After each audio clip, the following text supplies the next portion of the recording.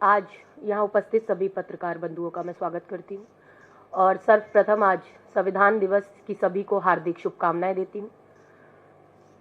संविधान की रक्षा और सुरक्षा का दायित्व शासन और प्रशासन का होता है और जब उस संविधान की रक्षा और सुरक्षा में शासन या प्रशासन का तंत्र नाकाम हो जाता है तब हम लोकतंत्र के चौथे स्तंभ के पास पहुंचते हैं, मीडिया के पास पहुंचते हैं और हम चाहते हैं कि वो जो अंतिम व्यक्ति की आवाज है वो ऊपर सरकारी तंत्र में बैठे हुए लोगों के कानों तक साफ साफ पहुंचे।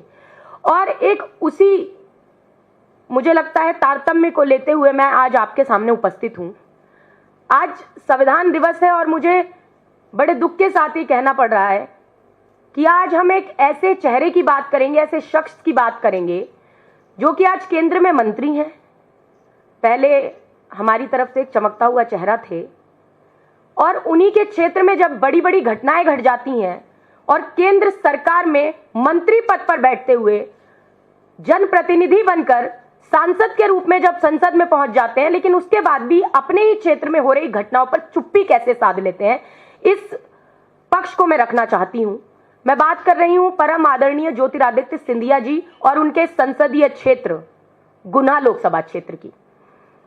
मैं बताना चाहती हूं कि जिला शिवपुरी गुना लोकसभा क्षेत्र में थाना कोलारस की एक घटना हमारे सामने आई और मेरे संज्ञान में जब पहुंची, क्योंकि मैं कांग्रेस की राष्ट्र प्रवक्ता तो हुई, मैं भारतीय ओबीसी महासभा की नेशनल कन्वीनर भी हूं, और ये संज्ञान में आई जुलाई 2024 के आसपास कि जिला शिवपुरी के अंदर एक मंदिर के महंत ने मंदिर परिसर के अंदर एक विकलांग ओबीसी हिंदू लोधी बेटी का बलात्कार किया, उसके पिता को जान से मारने की धमकी का डर दिखाकर उसके साथ बलात्कार बार बार किया। और जब यह घटना सार्वजनिक हुई तो उस समय जब मुझ तक ये बात पहुंची तब वो विकलांग बच्ची 8 माह की गर्भवती थी। बड़ी मुश्किलों से जद्दोजहद के बाद तो एफआईआर दर्ज हो पाई। बाबा ब्रिजेश शर्मा आरोपी है, फरार हो गए। अब बलात्कारी जब फरार हो गया तो पुलिस ढूंढ रही है, लेकिन पुलिस बलात्कार के आरोपी को पकड़ नहीं पाई। और उस समय पर मैंने वहां के एसपी साहब से बात की, जिला शिवपुरी के एसपी साहब ने कहा हम शीघ्र अतिशीघ्र इस पर कार्रवाई करेंगे, आप चिंता मत कीजिए। ये मल्टीपल फ्रॉडिया व्यक्ति है, इसके पास मल्टीपल आईडीज मौजूद है। पहले मेरा प्रश्न है कि जब हम घर में किसी को किराए पर कमरा भी देते हैं तो उसका आधार कार्ड मांगा जाता है, कहा जाता है भाई आप मालिकाना अधिकार आपका है प्रॉपर्टी पे, तो आपकी प्रॉपर्टी में कौन रह रहा है आपको पता होना चाहिए। तो जब जिस जगह के सांसद आदरणीय ज्योतिरादित्य सिंधिया जी हैं, जहां पर शासन भाजपा का है, डबल इंजन की सरकार है, वहां मल्टीपल आईडीज लेकर एक फ्रॉड व्यक्ति महंत के रूप में मंदिर के परिसर में कितने सालों से था, कब तक था, ये जानकारी शासन और प्रशासन को क्यों नहीं थी। अब जब हम तक खबर आई, बड़ी मुश्किल से एफआईआर दर्ज हुई और वहां मैंने 16 अगस्त 2024 को जाकर भारतीय ओबीसी महासभा और कांग्रेस पार्टी ने मिलकर एक बड़ा धरना प्रदर्शन किया। और जब वो धरना प्रदर्शन हमने किया तो हमने डीएम के माध्यम से सीएम तक ज्ञापन पहुंचाने का काम किया और हमारी मांग उसमें स्पष्ट थी कि बलात्कारी बाबा ब्रिजेश शर्मा को तत्काल गिरफ्तार किया जाए। और एक और उस दिन मुझे लगता है बड़ी दुखद खबर थी कि उस दिन ही जब हमने धरना हम कर रहे थे, मुझे खबर आई कि उस बच्ची ने एक नवजात शिशु, एक बच्चे को जन्म दिया है। बिन ब्याही मां बनाने वाला बलात्कारी बाबा ब्रिजेश शर्मा, उसे गिरफ्तार करने में सरकार नाकामयाब होती है। सांसद महोदय आदरणीय ज्योतिरादित्य सिंधिया जी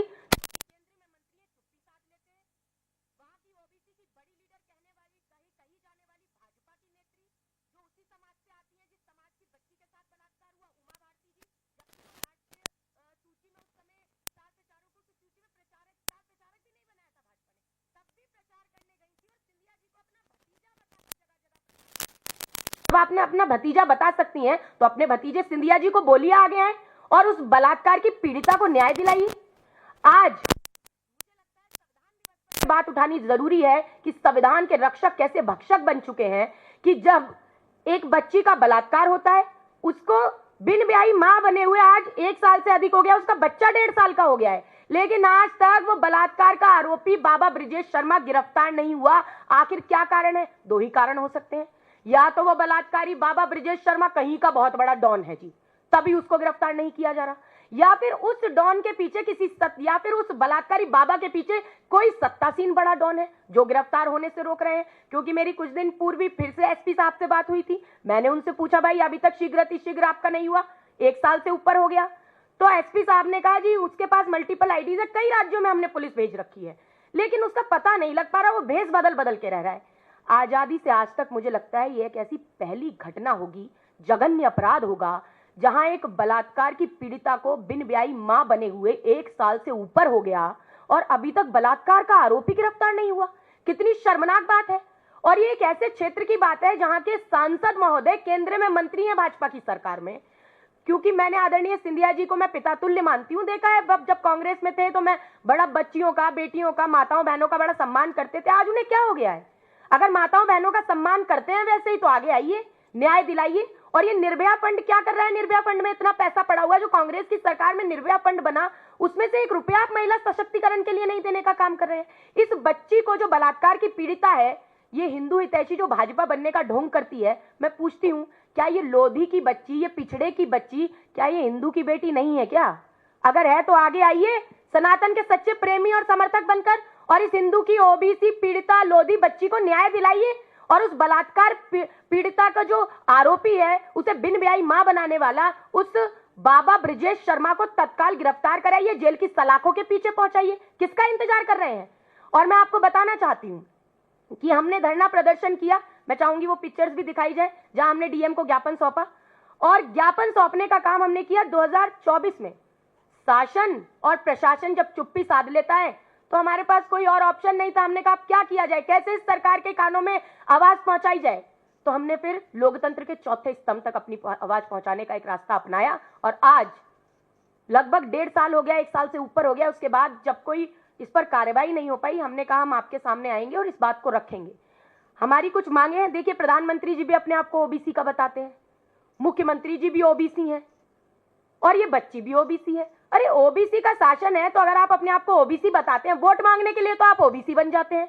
और ओबीसी के लिए न्याय की बात हो, बच्चियों के बलात्कार पर न्याय दिलाने की बात हो, तो आप चुप्पी साध जाते हैं, मौन साध जाते हैं, मुंह पर ताला लग जाता है, आंखें बंद हो जाती हैं, कानों से बहरे हो जाते हैं।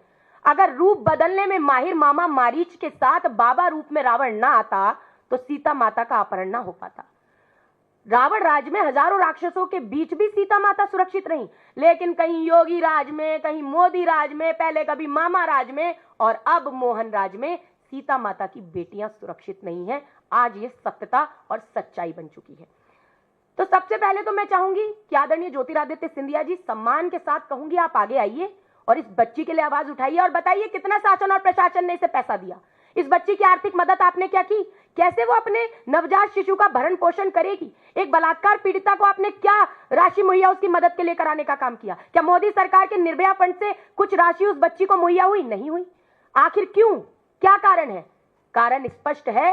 ये सरकार बेटी बचाओ बेटी पढ़ाओ के खोखले नारे लगाती है, लेकिन एक तरफ प्रधानमंत्री जी सार्वजनिक तौर पर महिलाओं को अपमानित करते हुए नजर आते हैं। कई एक ब्याता को 50 करोड़ की गर्लफ्रेंड कहते हैं, किसी को जर्सी गाय कहते हैं, किसी महिला सांसद की तुलना सुपर्णखा और ताड़का की हंसी से करते हुए नजर आते हैं। नीतीश कुमार जी के डीएनए पर प्रश्न उठाते हुए उनकी माता जी को गाली देते हैं, बिहार की माता को गाली देते हैं। तो ये भाजपा का मुझे लगता है ये चरित्र है राजनीतिक, कि ये महिलाओं का अपमान हमेशा करते आए हैं और निरंतर कर रहे हैं। और मैं तो ये बताना चाहूंगी कि बड़े शर्म की बात है कि जब मैं, क्योंकि राष्ट्रीय प्रवक्ता हूं, तो हम लोग रोज टीवी डिबेट्स पर बैठते हैं, और एक दिन जब हम टीवी डिबेट पर थे तो मैंने इस मुद्दे को बार बार उठाया, हर बार उठाया। और एक बीजेपी की प्रवक्ता हैं इल्मी जी, शाजिया जी से मैंने पूछा, भाई आप सत्ताधारी हैं, सत्ताधीश, आप बताइए कि इस मुद्दे पर आप क्या कर रहे हैं। तो उनका जवाब था कि ऐसे वाक्य तो हजारों होते हैं, रोज होते हैं। तो मैं वो वीडियो भी दिखाना चाहूंगी, मैं निवेदन करूंगी, आप प्लीज इसको दिखा दीजिए थोड़ा। मैं कांग्रेस की राष्ट्रीय प्रवक्ता के तौर पर नहीं, बेटी और एक महिला होने के नाते मैंने पिछली बार भी चित्रा जी के शो में पूछा, लेकिन मुझे जवाब नहीं मिला। आपसे पूछ लेते, आप महिलाओं से बड़ा अच्छा आपने प्रवचन सुनाया। आप जब महिलाओं की इज्जत की बात करती है तो अभी शिवपुरी मध्य प्रदेश में डबल इंजन की सरकार है। एक बाबा मंदिर का महंत बलात्कार करता है एक लोधी हिंदू बेटी का, जो की विकलांग थी, दर्शनार्थी का। अरे हजारों ऐसे वाक्य होंगे भैया, हजारों होंगे। तो इनको लगता है कि ऐसे वाक्य हजारों होते हैं और रोज होते हैं। इन्हें भी पता है इनके राज्य में ऐसे हजारों वाक्य हो रहे हैं, परंतु एक महिला के नाते क्या ये शब्दावली ठीक है? भाजपा के कोई प्रवक्ता आते हैं, किसी प्रवक्ता की माताजी को सार्वजनिक तौर पर गंदी गाली दे देते हैं, लेकिन उन पर कोई कार्रवाई भाजपा की तरफ से नहीं की जाती। ये तो महिला प्रवक्ता है, इन्हें शर्म आनी चाहिए कि किस प्रकार की टीका टिप्पणियां करने का काम कर रही हैं। तो ये आ कहां से रहा है? ये आ रहा है भारतीय जनता पार्टी की जो बड़ी अम्मा है आरएसएस, जो महिलाओं का अपमान करने में सबसे आगे रहते हैं, संविधान का अपमान करने में सबसे आगे रहते हैं, किसानों का अपमान करने में सबसे आगे रहते हैं, उन्हीं की सीख को आज ये आईना दिखाते हुए भाजपा के प्रवक्ता समय समय पर नजर आ जाते हैं। मैं अंतिम में यही कहूंगी कि हमारी बस कुछ मांगे हैं। पहली मांग, आदरणीय ज्योतिरादित्य सिंधिया जी आगे आइए, आप सांसद हैं और आपकी जिम्मेदारी बनती है कि अगर गुना लोकसभा क्षेत्र में इस तरह की घटना हो रही है तो आखिर क्यों हो रही है। सनातन के एक मंदिर में सनातन सभ्यता और संस्कारों का बलात्कार किया जाता है, एक पीड़ित विकलांग लोधी बच्ची का बलात्कार किया जाता है, एक हिंदू बेटी का बलात्कार किया जाता है, आप मौन क्यों है? अपनी चुप्पी तोड़ने का काम कीजिए। दूसरा, ओबीसी की झंडा बरदार बनने वाली, विशेष तौर पर लोधी समाज की झंडा बरदार बनने वाली आदरणीय उमा भारती जी, आप भी आगे आइए और इस पर मौन मत साधिए, इस पर चुप्पी तोड़िए, मौन तोड़िए और ये बताइए कि आपका इस पर क्या आपका वाक्य है, आप क्या बोलना चाहती हैं। मुखर होकर बोलिए, आप तो बड़ा मुखर होकर बोलती रही हैं और आप तो वोट दिलवाने भी गई थी, सिंधिया जी को भतीजा बता रही थी, तो अपने भतीजे का हाथ पकड़ के कहिए कि आदरणीय भतीजे आगे आइए और न्याय दिलाइए, न्याय की मांगे। और वहां ओबीसी भाजपा के एक नहीं कई विधायक हैं, वो क्यों चुप्पी साध कर बैठे हैं? उन्हें भी आगे आना चाहिए। और आदरणीय मुख्यमंत्री मोहन यादव जी, अगर आप अपने आप को ओबीसी बताते हैं, ओबीसी का कार्ड तो खेलते नजर आते हैं, लेकिन अगर ओबीसी बच्चियों को अगर आप न्याय नहीं दिला सकते हैं तो नैतिकता के आधार पर अपनी कुर्सी छोड़ दीजिए, इस्तीफा दे दीजिए। और प्रधानमंत्री जी भी अपने आप को ओबीसी तब बताइए जब आप ओबीसी को अधिकार देने की बात को करते कहीं तो नजर आइए। और अगर आप ओबीसी के अधिकारों के लिए लड़ाई नहीं लड़ सकते, सामाजिक न्याय नहीं दिला सकते, मुखर होकर बात नहीं कर सकते, महिला सम्मान की बात नहीं कर सकते, सिर्फ विक्टिम कार्ड खेलना है महिलाओं के नाम पर, आपको सिर्फ सिलेक्टिविज्म करना है कि कहीं हमें दिखेगा तो जी महिलाओं की बात करेंगे और कहीं नहीं करेंगे, तो आप आगे आइए। क्योंकि यही वो मध्य प्रदेश है जहां बनारस हिंदू यूनिवर्सिटी में जब एक छात्रा के साथ बलात्कार होता है तो जो बलात्कार करने वाले जो इनके भाजपा के कार्यकर्ता थे वो मध्य प्रदेश में लाडली बहना का प्रचार करते हमें नजर आते हैं। इतनी शर्मनाक स्थिति और भाजपा को शर्म नहीं आती, कान पर जू नहीं रेंगता। मैं अपनी बात का यहीं से समापन करूंगी कि नारी परामर्श में मंत्री, गृह कार्य में दासी, धर्म कार्य में धर्मपत्नी, स्नेह करते हुए माता, विलास में रंभा और क्रीड़ा में मित्र का स्थान रखती है। ऐसी नारी का सम्मान होना चाहिए और जो व्यक्ति एक नारी का सम्मान नहीं कर सकता, मैं व्यक्तिगत तौर पर मानती हूं, वो व्यक्ति अपनी मां, अपनी बहन, अपनी बेटी के साथ साथ भारत माता का भी सम्मान नहीं कर सकता। तो संविधान दिवस में मेरा एक अपील, एक आह्वान है कि आप महिलाओं के सम्मान की सिर्फ बातें और डींगे मत हाकिए, आगे आइए और बलात्कार पीड़िता शिवपुरी की एक विकलांग लोधी ओबीसी हिंदू बेटी को न्याय दिलाने का बीड़ा उठाइए, उसे न्याय दिलाइए, उसकी आर्थिक सहायता कराइए, उसके नवजात शिशु के भरण पोषण के लिए उसे सहायता कराने का काम कीजिए। और ये एक घटना नहीं है, दमोह के अंदर भी, ये तो सनातन का मंदिर है, एक दमोह के अंदर एक शिक्षा के मंदिर में जन छात्रावास में वहीं का चौकीदार एक दिव्यांग बच्ची का बलात्कार करता है और कोई कार्रवाई उसमें भी आज तक नहीं हुई है। आखिर कब तक आप महिलाओं के नाम पर इस तरह से वोट तो बटोरते रहेंगे, लेकिन महिलाओं को न्याय दिलाने की बात पर आप यही कहेंगे कि ऐसे वाक्य तो हजारों होते रहते हैं। ये बहुत शर्मनाक है। आपके सवालों को मैं आमंत्रण देती हूँ। साधना जी, जिस तरह से मध्य प्रदेश की अगर बात करें, चाहे वो पिछली शिवराज सरकार हो, चाहे आप वर्तमान मोहन सरकार हो, लेकिन सरकारी आंकड़ों के अनुसार मध्य प्रदेश में हर दिन 20 रेप होते हैं, 38 महिलाएं प्रतिदिन लापता होती है। सरकार हर दिन कहती है हम नारी सुरक्षा के लिए बहुत काम करते हैं, लेकिन आंकड़े कुछ अलग बयां करते हैं। देखिए, ये बहुत शर्मनाक है। मैंने यही बताया, ये सरकार वो सरकार है जो बेटी बचाओ बेटी पढ़ाओ का नारा लगाती है। मोदी जी ने तो बेटी बचाओ बेटी पढ़ाओ बोल दिया था, मान लिया चलिए जबान फिसल गई थी, गलती से कह दिया होगा, मगर क्या उस दिन भी जबान फिसल गई थी जिस दिन संसद में एक महिला सांसद की तुलना सुपर्णखा से कर दी थी? क्या उस दिन जबान फिसल गई थी जब बंगाल के चुनावों में ये ओ दीदी एक गली के गुंडे की तरह चिल्लाने का काम कर रहे थे? क्या उस दिन भी जबान फिसल गई थी जब एक ब्याहता महिला को आपने 50 करोड़ की गर्लफ्रेंड बता दिया था? क्या उस दिन जबान फिसल गई थी जब एक नीतीश कुमार जी जैसे मुख्यमंत्री की माता जी के सतीत्व पर संदेह जता दिया आपने? डीएनए पर ही प्रश्न उठा दिया। डीएनए पर प्रश्न उठाना क्या होता है? उनकी माता के सतीत्व पर संदेह जताना, उनके चरित्र पर प्रश्न उठाना। बिहार की मां को गाली दी तो आपके लिए सब चलता है। तो ये तो ऊपर से आ रहा है। जब प्रधानमंत्री मोदी जी की जबान ऐसी है तो इनके प्रवक्ताओं की जबान कैसी होगी? आपने सुना ना, ऐसे वाक्य रोज होते हैं, ये कह रही है इनकी प्रवक्ता, और महिला होने के बाद। और भाई एंकर महोदय को तो क्या ही कहना, वो तो कहीं जवाब देना जरूरी समझ, बीच में इंटरप्ट, उन्हें सिर्फ कांग्रेस के प्रवक्ताओं को इंटरप्ट करना आता है। पूरा महिला सम्मान, महिला सशक्तिकरण पूरा कांग्रेस के प्रवक्ताओं के लिए अंदर से जाग जाता है। लेकिन अगर भाजपा की महिला प्रवक्ता कोई सवाल करती है तो उनके मुंह पर ताला लग जाता है। अब ये क्यों लग जाता है तो वही बता सकती है, लेकिन मुझे लगता है शर्मनाक है। क्योंकि देखिए, संविधान दिवस है, संविधान में लोकतंत्र के 4 स्तंभ, और चौथे स्तंभ के पास आज जब हम आए हैं तो हमें कुछ उम्मीद है आपसे कि आज आप हमारी बात को उठाएं। सब मीडिया का काम क्या है कि आप चौथे स्तंभ के रूप में अंतिम व्यक्ति की आवाज को उठाएं। मुख्य विपक्ष का काम तो मीडिया हमेशा से करता रहा है, लेकिन आज मुझे लगता है कहीं ना कहीं उसमें तकलीफ है। आज मुख्य विपक्ष मीडिया नहीं है, आज तो विपक्ष की आवाज कैसे दबाई जाए, मुख्य धारा का मीडिया इसमें पूरा ध्यान देता है कि भाई ये मुद्दा नहीं उठना चाहिए, मोदी मोदी होना चाहिए, गोदी गोदी होना चाहिए, लेकिन महिलाओं का सम्मान की बात नहीं होनी चाहिए। तो ये गलत है। मुझे लगता है सामाजिक न्याय हो, महिला सशक्तिकरण हो, सम्मान हो, ये मुद्दे उठने चाहिए। और मध्य प्रदेश के अंदर हम क्या कर सकती है विपक्ष कर क्या सकता है? विपक्ष धरना प्रदर्शन कर सकता है, अपनी आवाज उठा सकता है। तो मैंने दिखाया ना, आपको फोटोज दिखाई, हमने धरना प्रदर्शन किया। हम जाकर एसपी से बात कर रहे हैं, कलेक्टर से बात कर रहे हैं, हम बोल रहे हैं न्याय दीजिए। वहां के विधायक ओबीसी हैं, चुप्पी साध रहे हैं। वहां की सांसद है, केंद्र में मंत्री हैं, मौन लगाकर बैठ गए, मौन साध कर बैठ गए। उमा भारती जी बड़ी सशक्त होकर आगे बढ़ जाती हैं, जी मैं तो मेरा भतीजा है, आप इसे वोट दीजिए। क्यों वोट नहीं? क्योंकि हमें ओबीसी को शायद कोई आशा रही होगी कि उमा जी काम करेंगी, लेकिन अब तो शांत होकर बैठ गई है। तो ये मुझे लगता है कि आज बहुत आवश्यक है कि मुखर होकर इन बातों को उठाया जाए। और मैं मीडिया बंधुओं से भी निवेदन करती हूँ, ये राजनीतिक प्रश्न नहीं है। महिला सम्मान कोई राजनीतिक मुद्दा नहीं है, इसका राजनीतिकरण नहीं होना चाहिए, इसका तुलनात्मक विश्लेषण नहीं होना चाहिए कि कांग्रेस की प्रवक्ता ने कह दिया तो जी हजारों वाक्य होते हैं, लेकिन भाजपा के प्रवक्ता ने कह दिया कि इनकी माताजी को गाली दे दी। हमने तो कहा था मोदी जी की माताजी को गाली दी, गलत हुआ है, नहीं देनी चाहिए। लेकिन अगर मोदी जी नीतीश जी की माताजी को गाली दे रहे हैं तो क्या वो सही है? नहीं है। मोदी जी अगर कांग्रेस की एक वरिष्ठ नेत्री को शहीद की विधवा, कांग्रेस की विधवा बता रहे हैं जिन शहीद की पत्नी है, तो क्या ये सही है?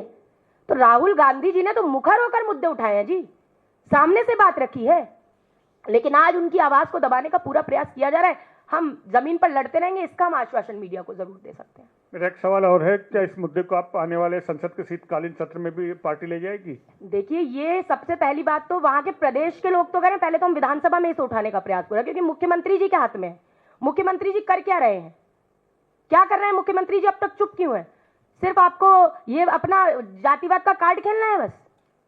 और महिला सशक्तिकरण पे कौन ध्यान देगा? लाडली बहना तो आपने बड़ा चला दिया, बेटी बचाओ बेटी पढ़ाओ तो चला दिया। तो ये बेटी बचाओ बेटी पढ़ाओ किसके उससे चला चाहिए? बेटी बचाओ बेटी पढ़ाओ किससे बचाएं? बेटियां बता दें पहले। भाजपा के बलात्कारी राम दुलार से बेटियां बचाएं, या भाजपा के बलात्कारी कुलदीप सेंगर से बेटियां बचाएं, या भाजपा के प्रज्वल रेवन्ना से बेटियां बचाएं, या चिन्मयानंद से बेटियां बचाएं, या ये भाजपा के शासन में बलात्कारी बाबा ब्रिजेश शर्मा से बेटियां बचाएं, या भाजपा के ये बलात्कारी इनके शासन में दमोह के जन छात्रावास के चौकीदार से किससे बेटियां बचाएं भाई? किससे बेटियां बचाएं? वहां रक्षक ही भक्षक बन जाएगा तो क्या करे? तो आज ये सवाल है और बिल्कुल हम इस मुद्दे को पूरा उठाएंगे। और मैंने 1.5 साल पहले किया था धरना प्रदर्शन, 1.5 साल तक मैं लड़ाई लड़ती रही हूं, इसकी जमीन पर लड़ी है। ये एसी के कमरों में बैठकर काम करने वाला काम नहीं है। सिर्फ कांग्रेस पार्टी ने हमेशा जमीन पर लड़ाई लड़ी है, चाहे वो देश को आजाद कराने की बात रही हो। पहले लड़े थे गोरों से और अब लड़ रहे हैं चोरों से और लड़ते रहेंगे। कोई और सवाल?